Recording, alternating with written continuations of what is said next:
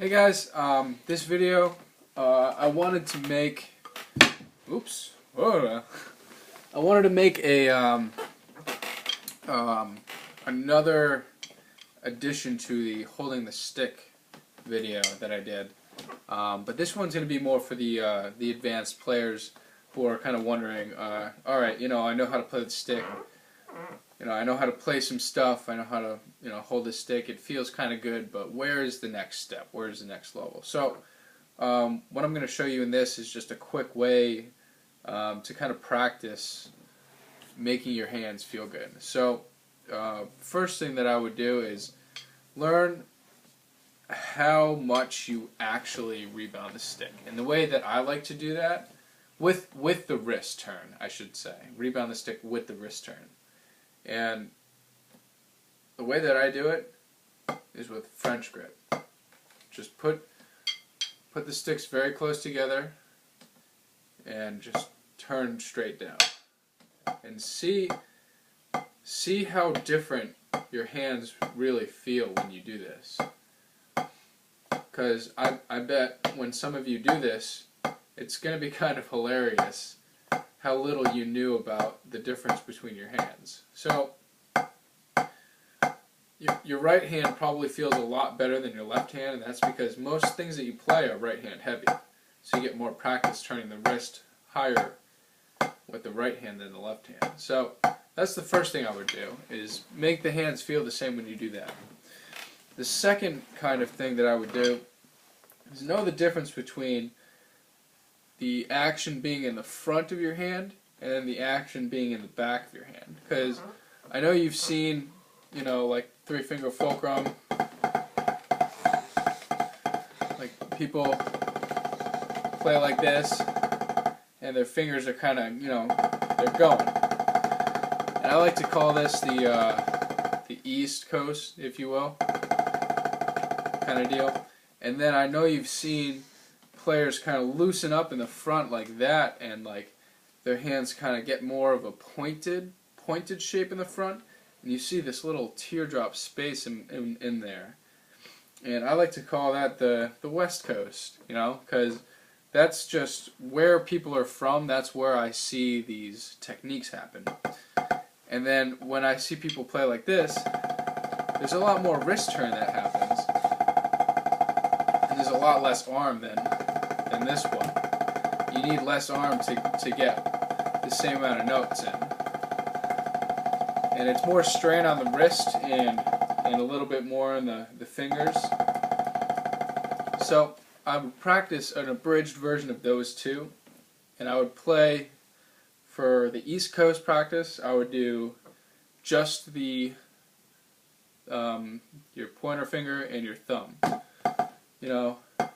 Let's use a Stanford shuffle for this.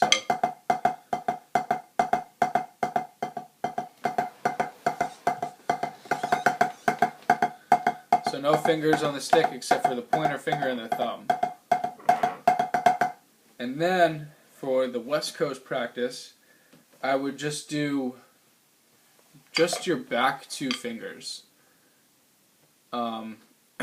So just your ring finger and your pinky and your thumb, of course, to hold the stick. So it's going to look like that.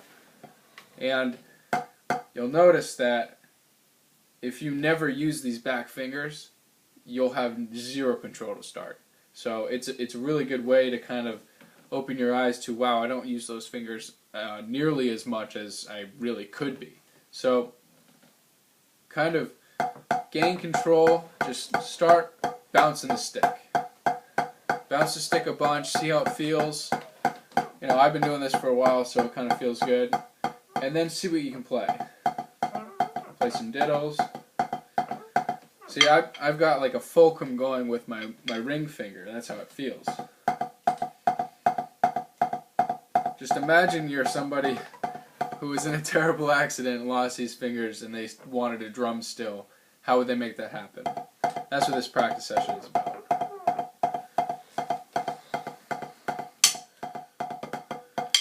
No, my left hand's not as good.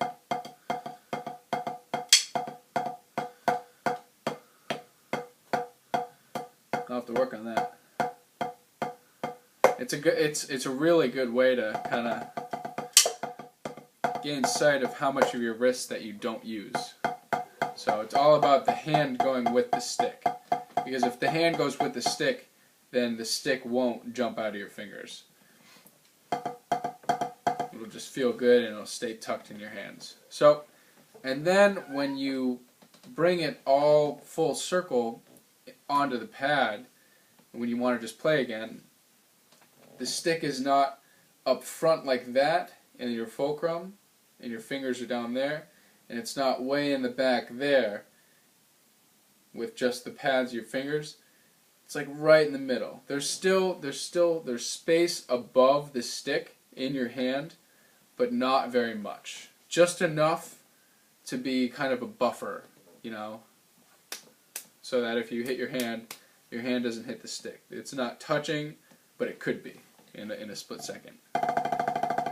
After you practice both of those ways for a little while, and then you just kind of play,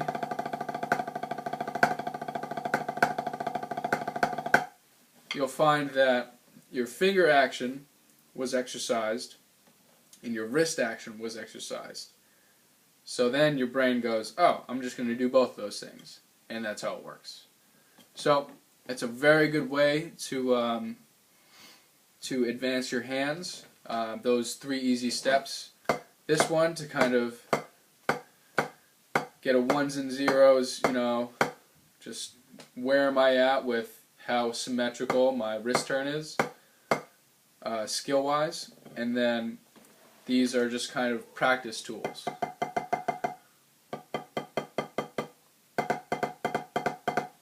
And you'll find that your ability to control the stick will be much stronger. So, keep playing. This is a good one. This is advanced hands. Really. Keep it up.